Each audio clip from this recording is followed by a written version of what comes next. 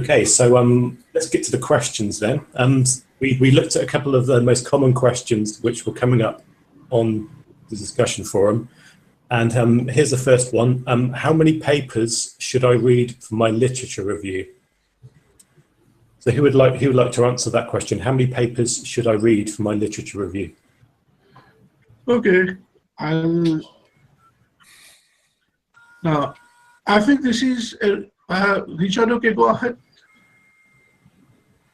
No, please go ahead. I'll add on later. Okay. Now, basically, now the question is, first of all, is too broad. Literature review, is it relative to a thesis?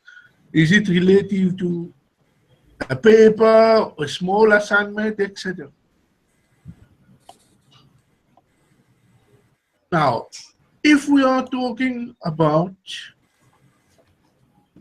then I always, a postgraduate, I'm talking about postgraduate dissertation, then, my expectations are at least 40, but perhaps, going to a maximum of 60.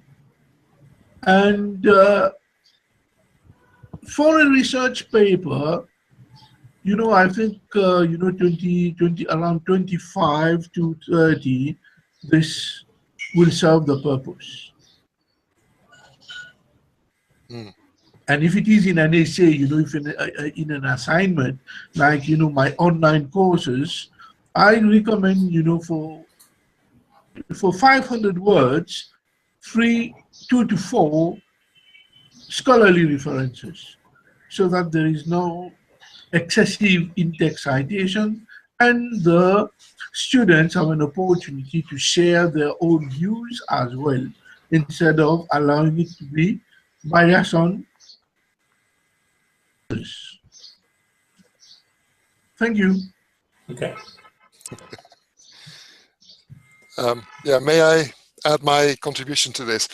I think this is to some extent field specific, and it also depends on how you define the boundaries of the actual literature research. If it's for a scientific research paper, I would answer the question somewhat differently from Miraz. I would say start by reading some of the review papers in that particular field, so you know which papers they refer to.